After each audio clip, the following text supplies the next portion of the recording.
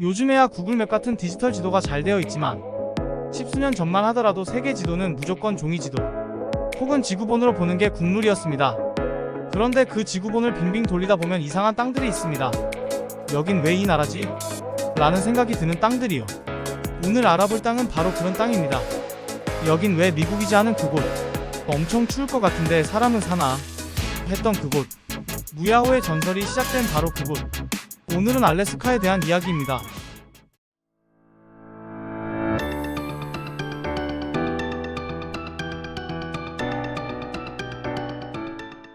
알래스카는 북아메리카 대륙의 북서부에 붙어 있습니다.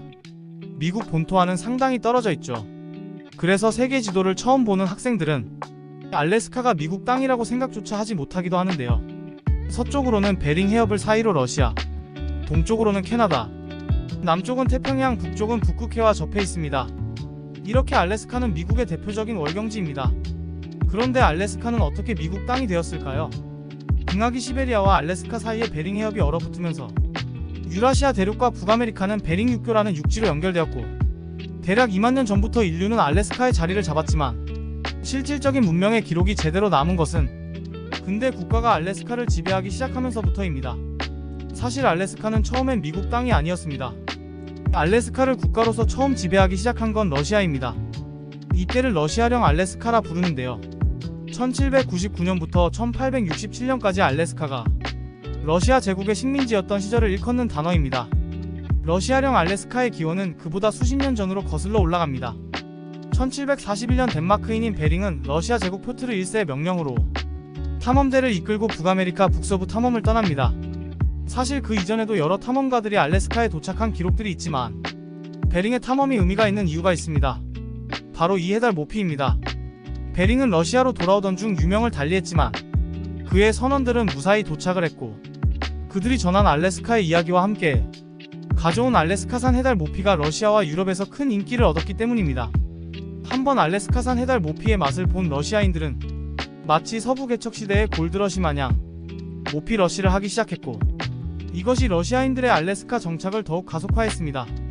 1784년에는 러시아인들의 정착지가 세워졌고, 1799년에는 러시아 아메리카라는 회사를 설립하며 러시아령 알래스카를 선언하기에 이르렀죠.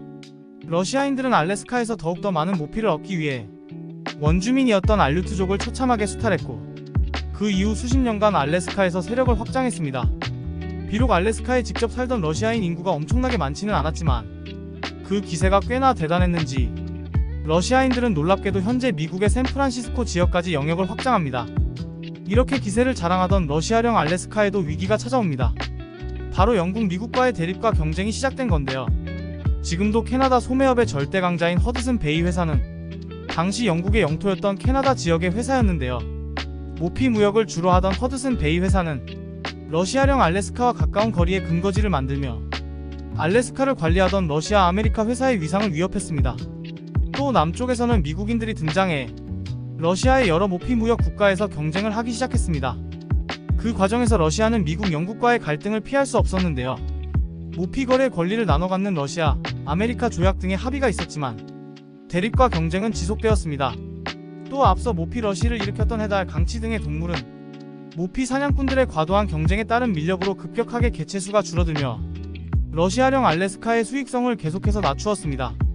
이러한 상황에 엎친 데 덮친 격으로 1853년부터 1856년간 지속된 크림 전쟁의 패배로 인해 러시아의 재정이 파국을 맞으면서 모스크바로부터 약 7,000km나 떨어진 이 알래스카라는 땅을 유지할 이유가 사라진 것이지요. 그러나 러시아 입장에서 이곳을 영국에 순순히 넘길 수는 없었습니다. 당시 러시아는 영국과 그레이트 게임이라 불리는 유라시아 대륙 이곳저곳을 둘러싼 패권 경쟁을 하고 있었고, 그 과정에서 영국에게 크림 전쟁에서 참패를 당하기도 했기 때문입니다. 러시아 입장에서는 캐나다에 주둔한 영국군이 알래스카를 접수하는 것이 어렵지 않아 보였고, 만약 알래스카를 접수한 영국군이 유사시 시베리아까지 진출하게 된다면 그야말로 본토가 침공당하는 최악의 결과가 벌어지는 것도 우려되는 일이었습니다. 그렇다면 계륵이 된 이 땅을 누구에게 넘기는 것이 현명할까요?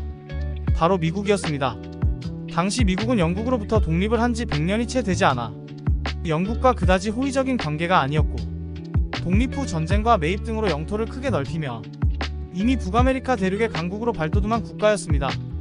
러시아 입장에서는 지금 자신과 극한 경쟁을 하고 있는 영국보다는 알래스카를 미국에 넘겨 일종의 완충지대로 삼는 편이 전략적으로 적절하다고 판단했던 것입니다. 이렇게 러시아는 미국에게 알래스카를 판매하게 됩니다. 미국의 알래스카 매입 조약은 1867년 3월 30일에 서명되었습니다. 가격은 얼마였을까요?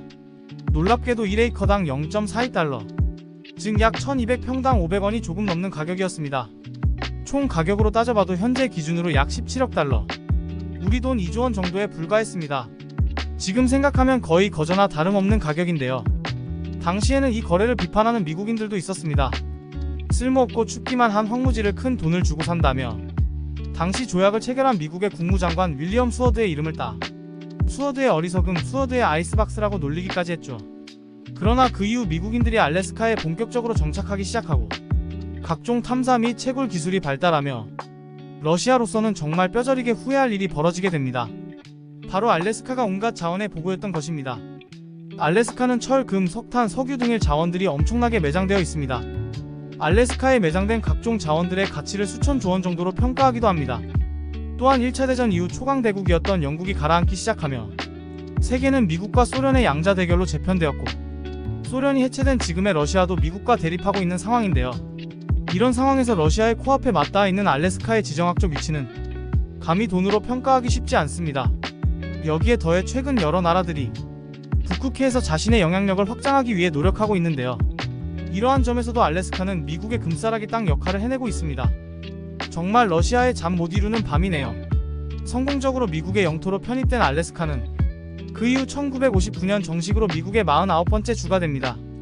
나비의 날갯짓이 지구 반대편에 태풍을 일으킨다는 나비 효과처럼 그때 러시아가 알래스카를 미국의 금매로 넘기지 않고 존버했다면 지금의 역사는 어떻게 쓰이고 있을지 궁금해지네요.